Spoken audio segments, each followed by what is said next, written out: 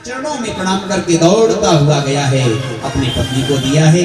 महाराज पत्नी भी धुंधुली बाई अनेक प्रकार की कुतर्क करने लगी। अरे मैं खाऊंगी तो ऐसा हो जाएगा, वैसा हो जाएगा, अनेक प्रकार की बातें करने लगी और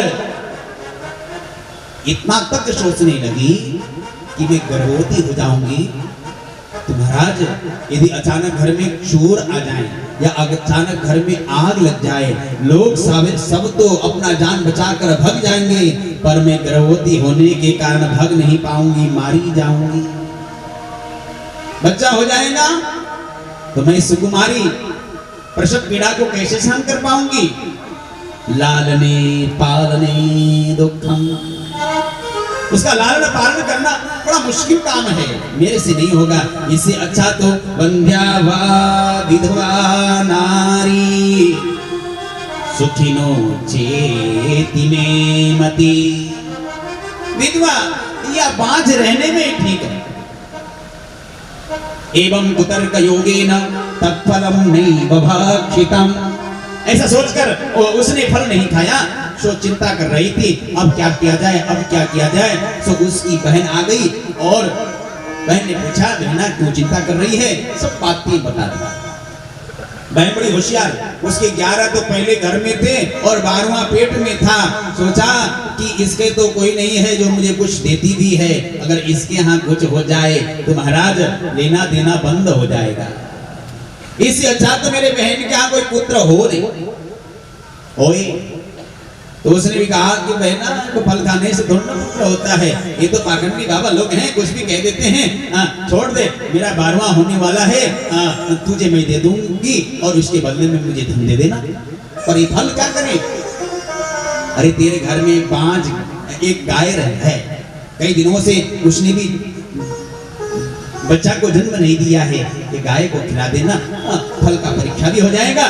तो नाटक करना, पति पूछने पर मैंने फल खा लिया है और गर्भवती होने का आडंबर करना, जब मेरा पुत्र हो जाएगा तो मैं तुझे दे दूंगी। और महाराज ऐसा ही किया। उस समय के बाद में उसका पुत्र हुआ, रातों रात जाकर उसने दे दिया है, उसके बदले में बहुत सारा धन दिया है। आत्मदेव बेचारे भोले ब्राह्मण को कुछ मालूम ही नहीं, वो तो ये जानते कि मेरा ही पुत्र है। महाराज ब्राह्मणों को बुलाया, विद्वानों को बुलाया और खूब दान दिया है और बहुत प्रसन्न है। और इधर देखते देखते 3 महीना व्यतीत हो गया। 3 महीने के बाद में जिस गाय को फल दिया था, उस गाय ने भी सुंदर एक पुत्र को जन्म दिया है।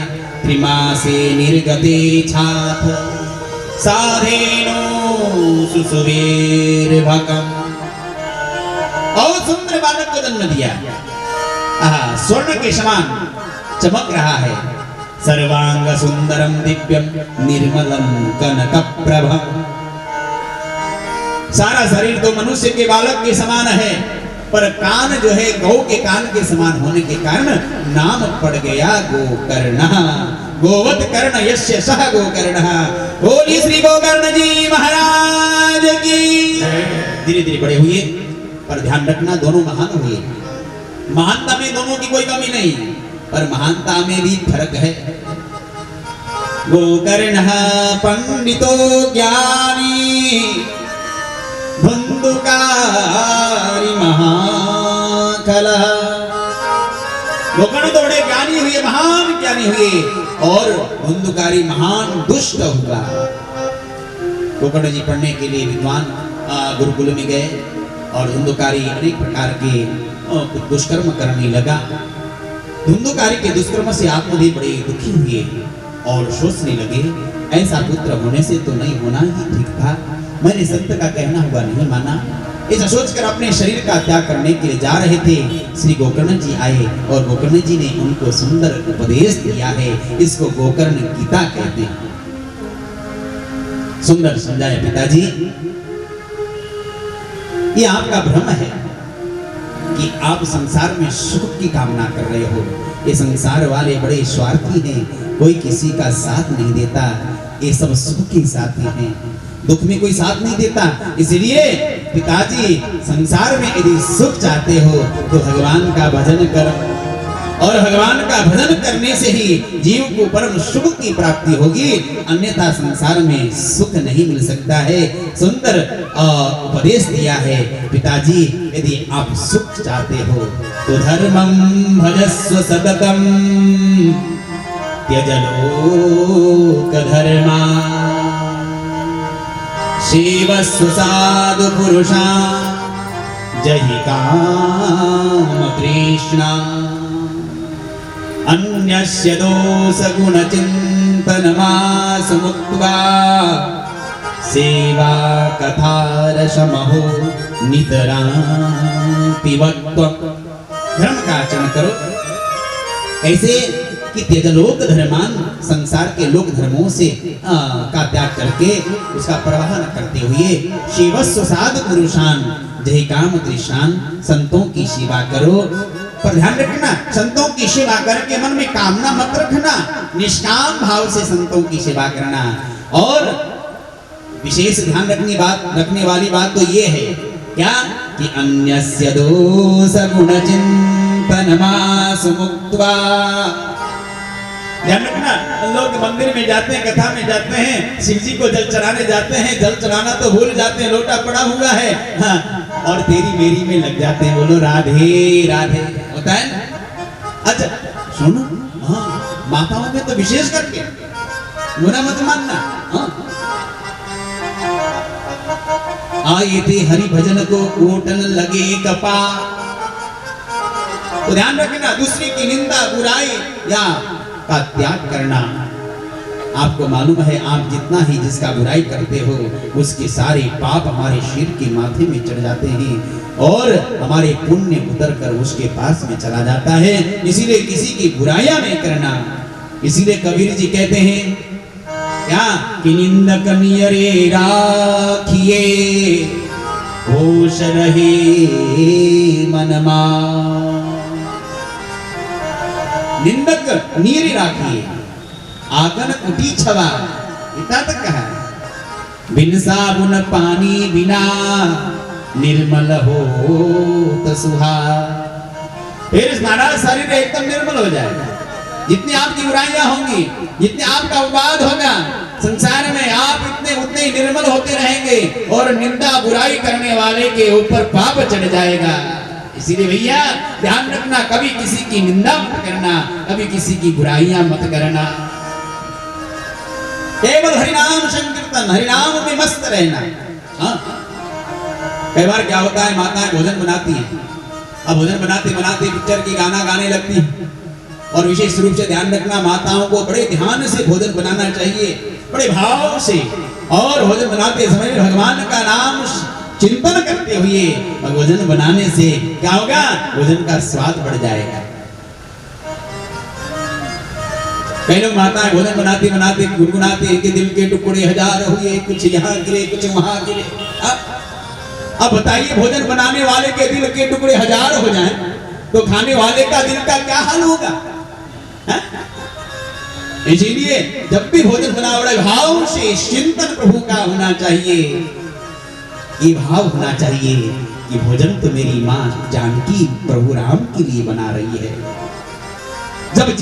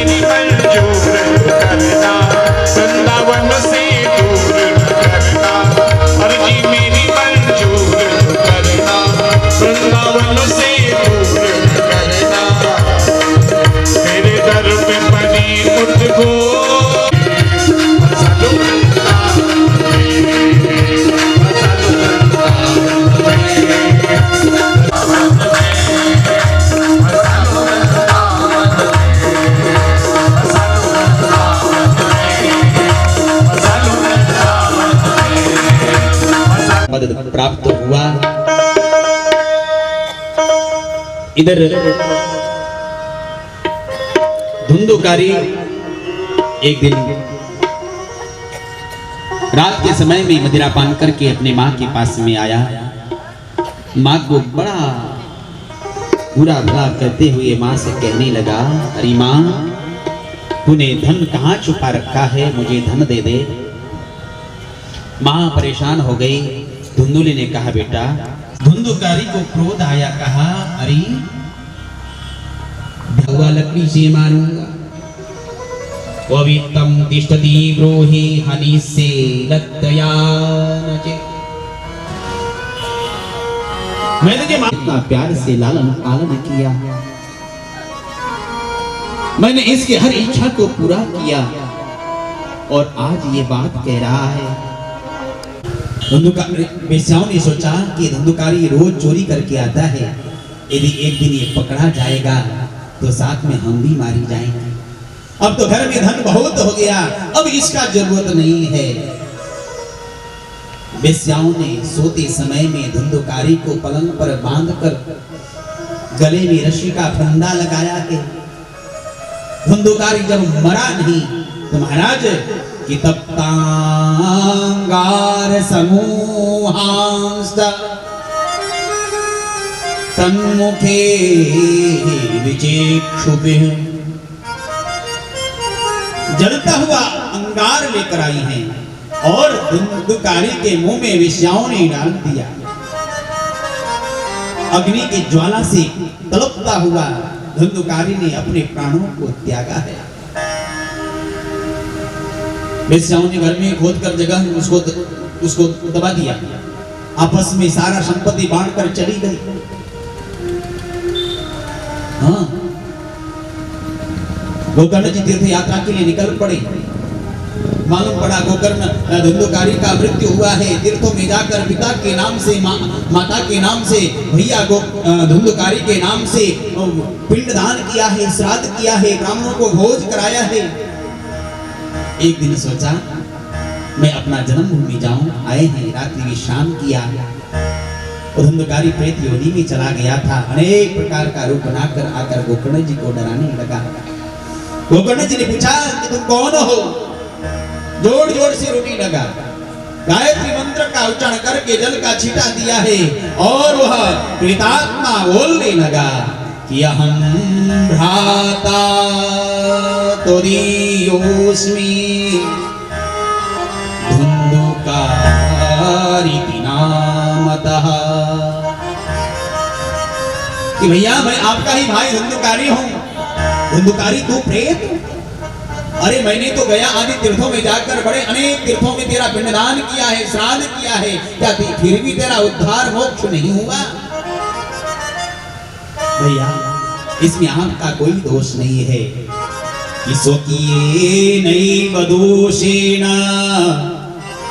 ब्रह्मत्वं नाशितं मया, मैंने अपने दोष से ही, अपने कुकर्मों से ही अपने ब्रह्मत्व का त्याग किया।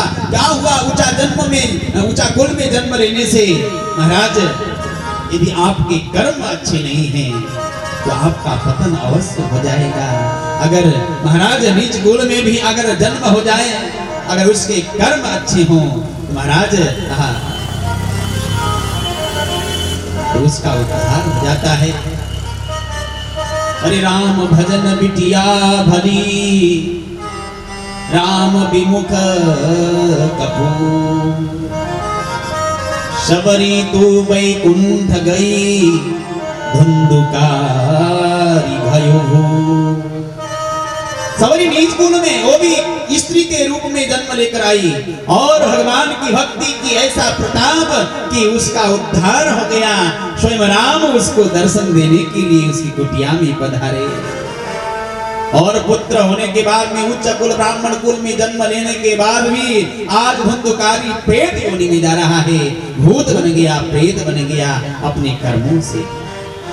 कहा भैया तुम एक बार की बात करते हो, गया श्राद्ध सतेनापि मुक्तिर्मेन भविष्यति।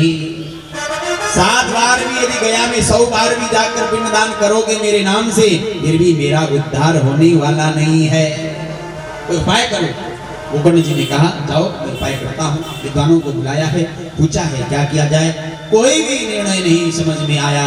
तो उन्होंने अपने आराध्य सूर्यनारायण भगवान का ध्यान किया, प्रकट हो गए।